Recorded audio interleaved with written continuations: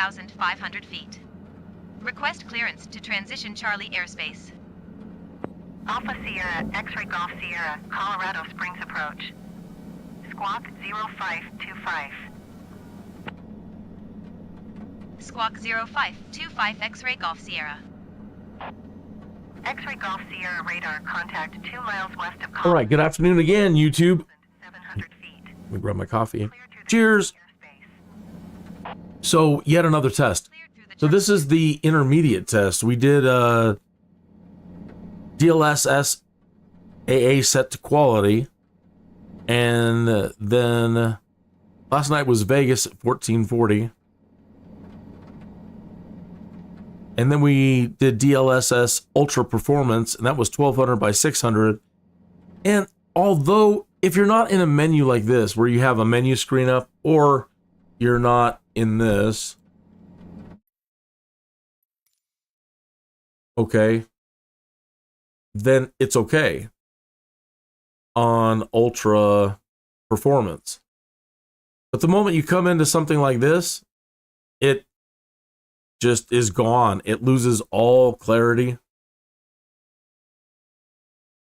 All right, so I'm gonna get away from Ultra Performance and go back to Auto, which is the same. I think it's just Performance. And that puts us at 1920 by 1033 on the render in the upper corner.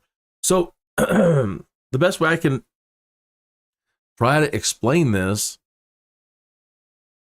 and me trying to figure it out, is that my desktop is 3840 by 2160, a 4K monitor, UHD, 60 hertz. Okay, so all I need is 60 FPS. It's all YouTube is going to ingest. So I've got the YouTube control panel clamping it down at target 60 frames per second. Okay.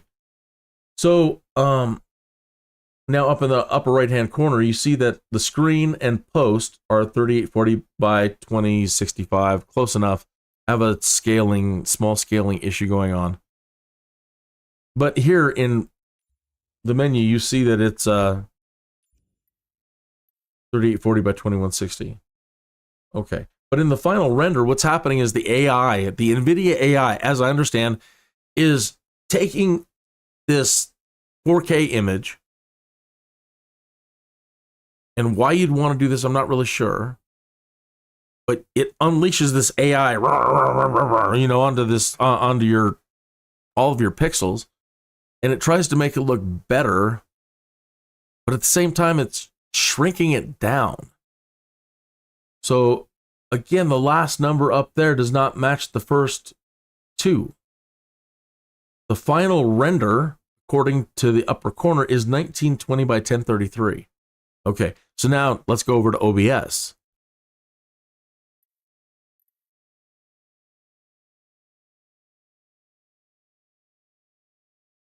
So what I've been doing is trying to make sure that OBS now is set to whatever that last number is.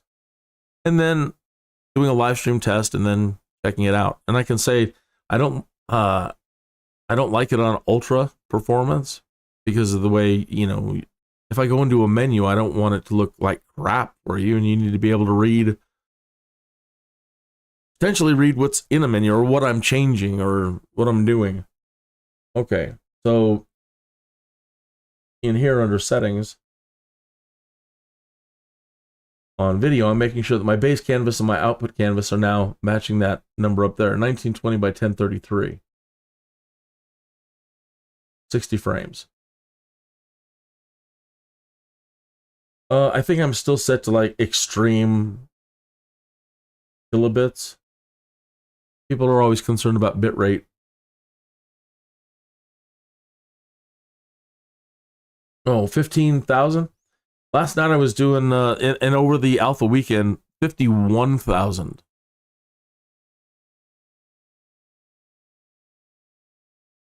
So the reason why I'm doing some of these tests is for that reason alone.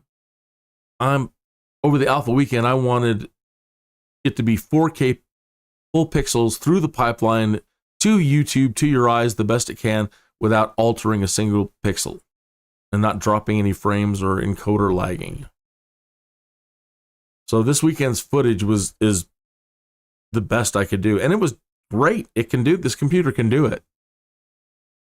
But I raised the temperature in this room to crazy degrees, and fans going crazy, and the GPU load was 98%, and I'm streaming 4K, blah, blah, blah, blah, blah. Okay. So I wanted to try to still find that sweet spot moving forward when streaming with the best graphic quality while trying to keep reducing the load on the system and everything else. So now this test is for 1920 by 1033. I posted two earlier again. DLSS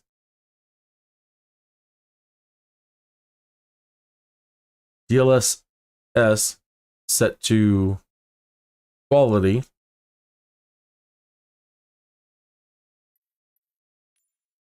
And that puts your render, when you apply it, at 2560 by 1377. So I've already done that test and it's posted. Okay, then my next test was ultra performance. That dropped it to 1200 by 600. That test is posted. So we are on this one.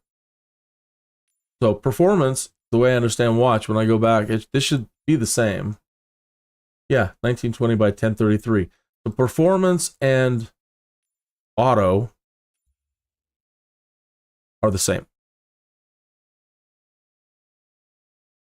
So why would I do this? Again, it's just I guess to reduce the workload.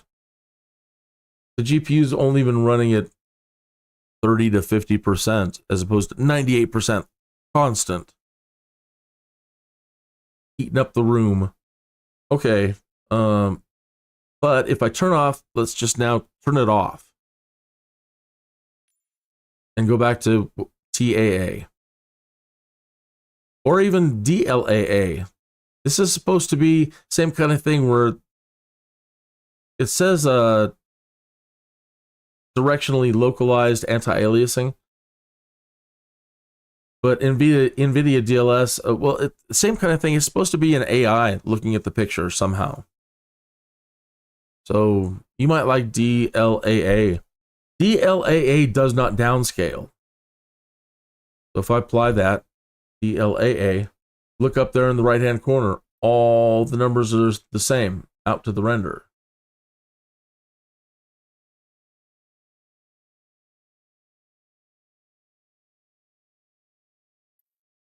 TAA, same thing. So whatever you're set. And the beautiful thing about TAA and DLAA, you get your render slider back. So you can ensure that you're at the right pixel. You can also do crazy things like this, where you change your render scaling way beyond what your monitor does. 7,680 by 4,130.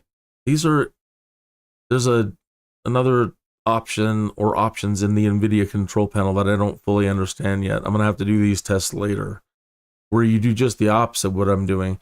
You now force the image up to absurd sizes and then bring it all the way back down to send over to YouTube at 4K or 1440. So I don't know how that's going to work, but that sounds neat if the computer doesn't blow up. What you're doing is taking a super big image and shrinking it down, which should tighten it up. Then at the same time, I don't know. I haven't done those tests. I don't know, will it cause extreme artifacts for people that are looking at it lower? I don't know. Okay, so we're back to DLSS on auto. And now we're back to the pipeline being 1920 by 1033, which matches what's going on OBS. And that concludes this test. What I need to do now is, well, I forgot to just go in here and fly around and get some footage. How stupid. All right. Again, you're not going to see me really go over 60 Nvidia control panels capping it. So the discussion being, I could have this thing running 100 FPS, but OBS is only taking in 60 FPS, and YouTube is only accepting 60 FPS. So why would you want to have 120 FPS when you could be applying that horsepower to something else? So this is where my knowledge goes right out the window. I need somebody who's like a broadcast specialist or a graphics expert to somehow find this particular video and go into my chat room and tell me, Kineas, you see, do 120 frames, but it's the same kind of thing like with the image being bigger. You're gonna compress those down through the pipeline, and ultimately at the viewer's end on YouTube, they're going to enjoy it more. I would like to hear something like that, or just what I'm thinking that, it's a waste of horsepower, and just leave it capped.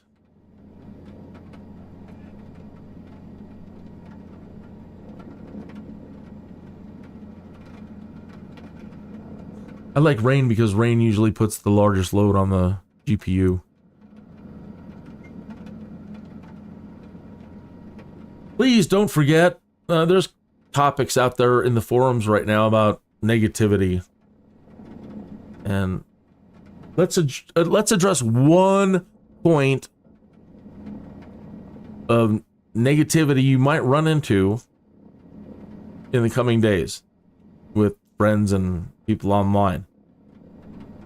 Well, it's too expensive. All right.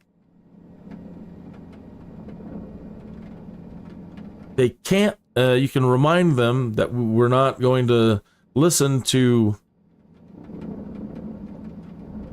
negative comments dealing with the price. What do you mean? How? The price is everything. Well, there's multiple options. The lowest being like $69 for the standard version. Now, I don't need 130 planes. I'm trying to learn the ones that I have and just be good at that. If I see one that I like the Skyvan, which I just fell in love with at first sight, it was love at first sight. I had to have it. I finally have it. I don't know how that happens, but it happened. So I bought a plane. The F-35B. My gosh, I had to have it. I had to get into a military jet after just hating being in military jets because it's like an alien designed them. An alien probably did design them, or a foreigner, and then the Americans were too stupid to convert it all into what we learn through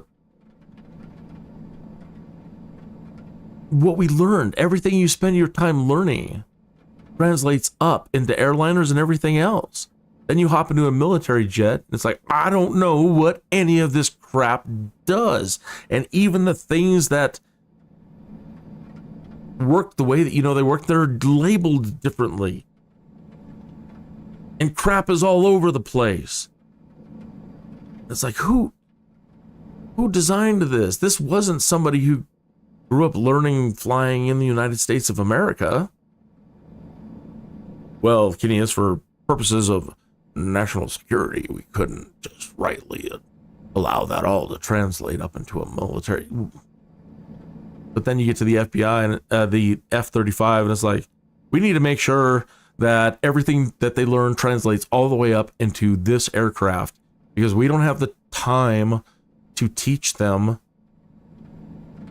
how to translate all this and think about doing their job and think about, not getting killed.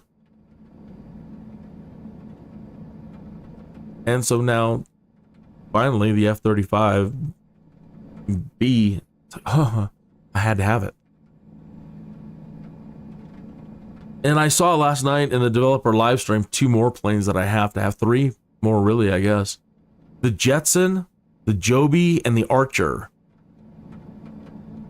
3 new next generation aircraft that I guess have been being demonstrated at different air shows for the last decade.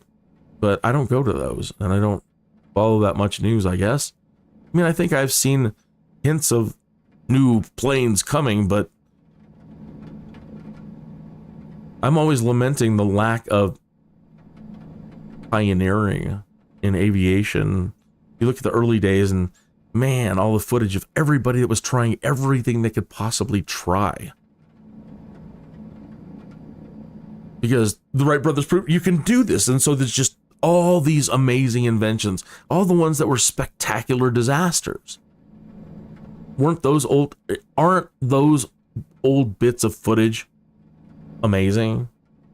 When you see these contraptions that people were trying to put together, learn how to fly, and then the spectacular catastrophes when these machines would blow themselves apart, rip themselves apart, vibrate themselves apart. But everybody was learning. And then it's like for the last 6 years, for the layperson, it just seemed like a lot of that went away. Somebody pointed out, well, the big boys don't take those risks anymore.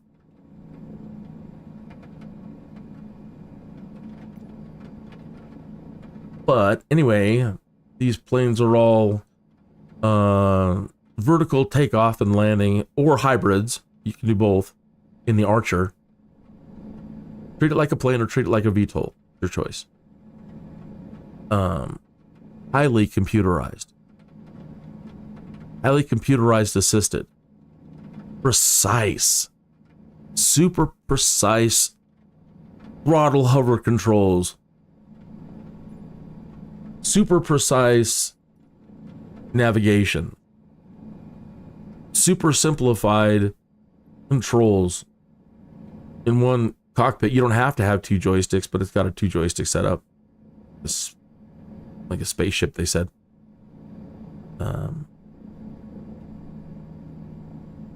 With full avionics, GPS, blah, blah, blah. Soft landing technology. Like this thing, I'm still learning how to do soft touchdowns. And I'm still not good at it. So this thing has these new models will have soft landing technology built in. So one of them is that they built in where you direct it to, it's like an autopilot, sort of. You direct it to the nearest helipad you want to go to. It will calculate the distance between itself and the helipad, or wherever you need to go. Calculate the distance, trajectory, and the G's involved to get you right to it in the most comfort.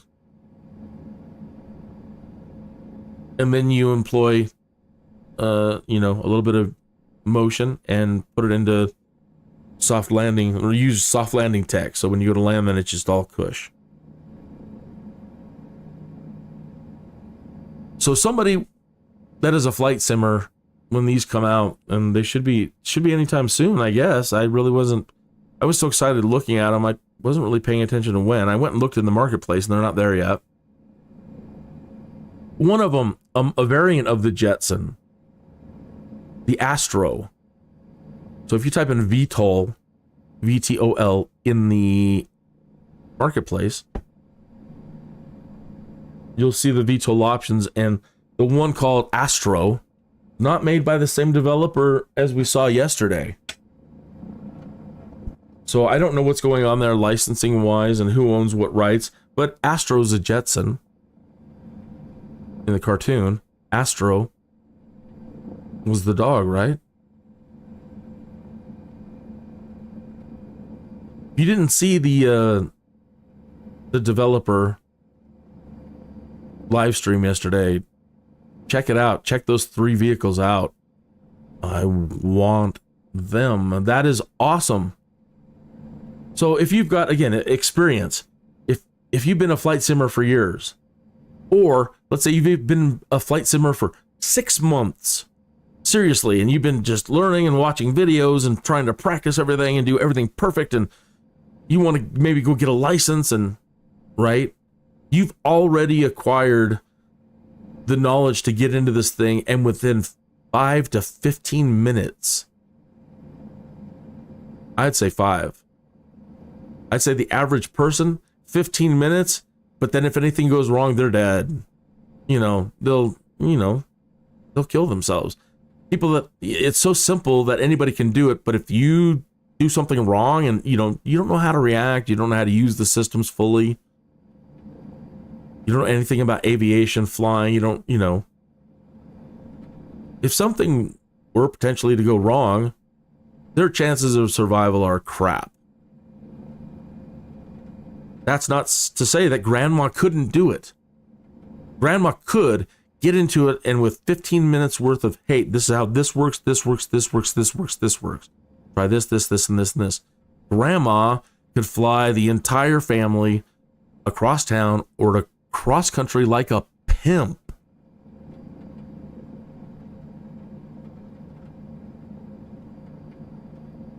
Anybody can. That's where they're getting it to. Anybody can get into what's coming now. And fly yourself or a caravan of people like a pimp. It's getting really interesting. But again, what you need is people who know how to fly, who have lots of simulator time, who understand everything you could possibly know about flying. Real world pilots, of course. But if you already, again, have all that knowledge, you're accumulating all that knowledge, you might be thrilled to know that it's all going to become much more simple for you. You could be old school, like, well, I'm not going to change. That's cool. That's cool. But, it is coming. Don't be afraid to change. I think about how hard it has been to learn as much as I've learned about flying so far. It's been extremely difficult for somebody like me. I don't know, maybe not for others. Nothing has come easy. It's all been hard, and there's so many things that they still do in the real world that they require that you do your E6B calculations and tell me what your ground airspeed is going to be on this flight, and if the wind is blowing from 270 at 13 knots, how is that going to affect your...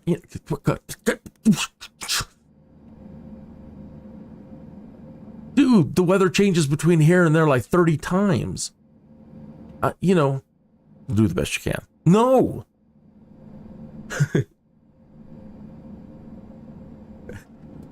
Isn't there a simpler way? My God.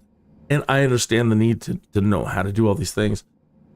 Cracks me up. They're like, what's your glide slope? Are you coming in at exactly, did you calculate your glide slope as you approached? What? Did you ensure that you were at 1,000 feet moving at this, blah, blah, blah, blah, and thus doing the math and deducting this and translating that, and your glide slope? Nope. Dude, I'm trying to keep this thing straight. You think I can do... I can't. My dad was blessed with the ability in his head to do numbers. Dad, what's 10,000, blah, blah, blah, blah, blah, blah, blah, blah, blah. You do that. I see the numbers. He's like, well, my son, I think you're my son. How come you can't do the numbers in your head? Shh, got me. Probably not your kid. Mom. She picked the dumb one. All right. So, let's get back on point. It's been difficult learning. And it's fun. It's been a blast. I have the will over the last few years to want to learn as much as I can. Maybe one day be brave enough to just go hang out with the people over at Meadow Lake Airport. I want to be a groupie, you know, a pilot groupie, and just go hang out with them. No, I don't know if I want to fly or not. It scares me more than ever now. Was never terrified as a flying. My dad flew, and was never scared. Men of the 70s could really instill confidence. You just believed that they could do anything. Come on, we're going flying. What?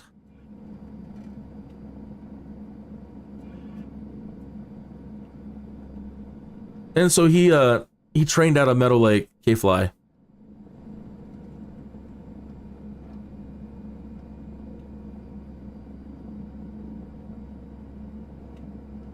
But yeah, I was never afraid. And now that I've learned is what I've learned.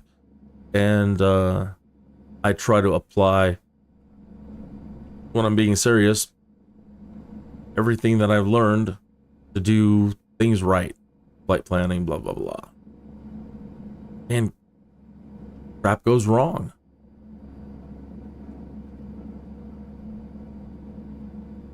I still find myself in dangerous situations despite best efforts. So it's like, no offense. Not that I don't trust you as a pilot. I don't trust myself. I think I just want to hang out here and look at the planes. It is on my bucket list. It would be a damn shame. It would be a damn shame to try to accumulate the knowledge and then not get a chance to apply it. So if I win the lottery, that's another thing. Some flight schools are really cool. They're like, well, depends on how much knowledge you bring to the table.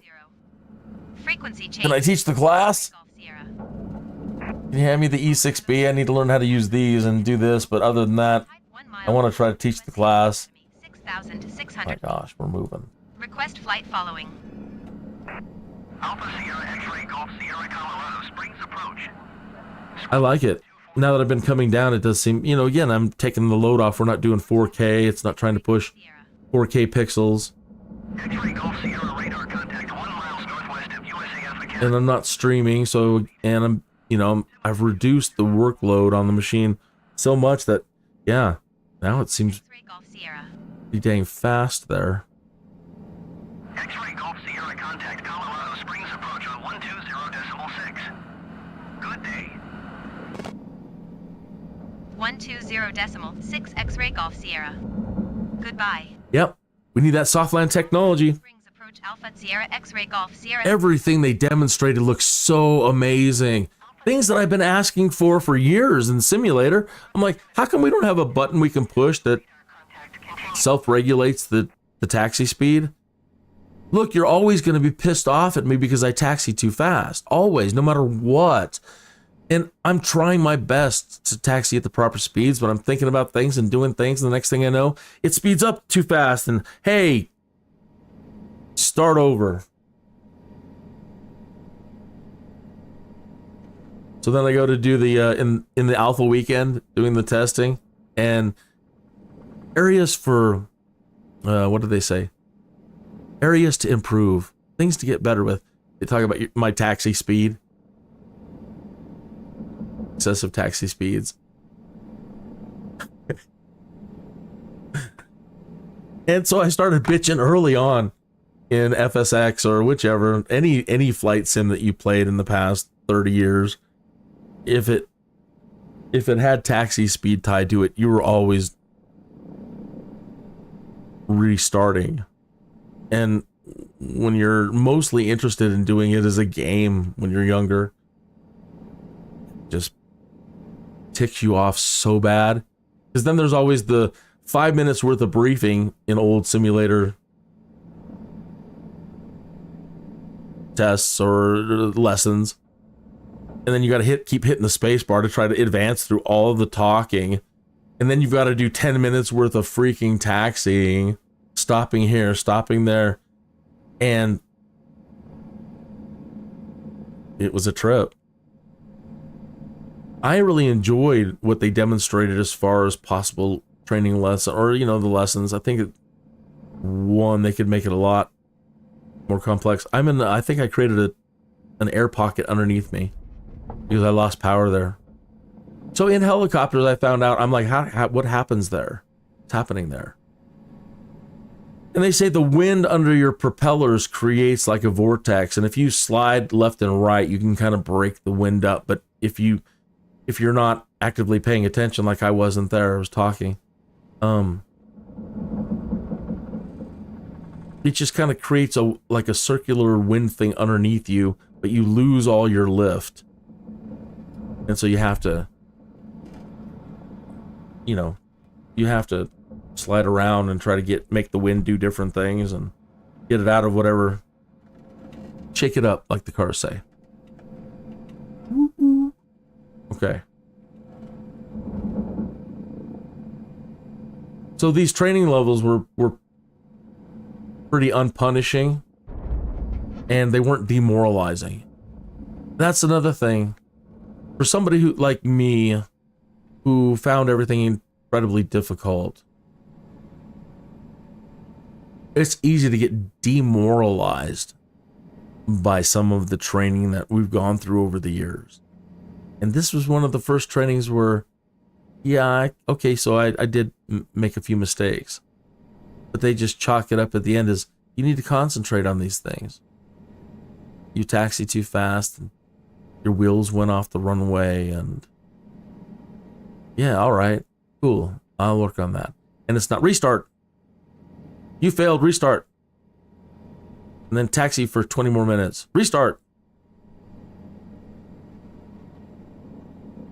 Where you're like, F this, man. F your game. I'm just going to stick with free flight, and I'm not going to try to do crap by the books. F you.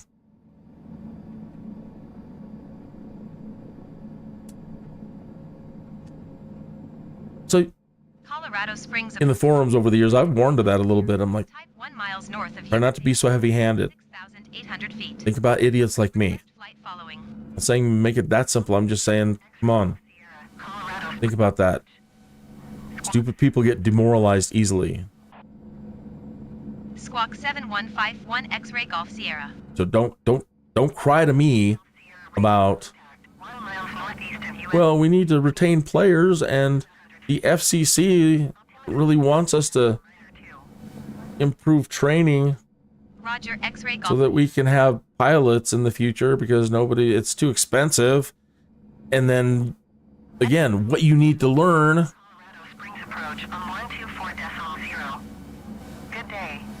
and how, yeah, just everything, the barriers to get into it. It is, stuff. If you're just a mere mortal, it's like, this is not worth it. X-ray Golf Sierra 6,700 feet. I'll stick with the simulator. Right now I've got my collective up. I don't know how to set I'm new to helicopters, so I'm not sure where the RPM fully is, but here, maybe it's the weather settings that I have or whatever. I'm losing all my RPM. Anyway, I better wrap this up. This was just to get some footage at 1920 by 1033 here and demonstrate the auto performance DLSS, and I have enough footage now to, I can already say that 1200 by 600 is out. So now it's between this and the going up one more notch to quality, which still reduces it down to into the 2,000 pixels. All right. Thanks for watching my test and letting me rant and talk about some things. And 2 o'clock. So maybe I'll do some more testing later. Have a great day. Adios. Cheers, YouTube.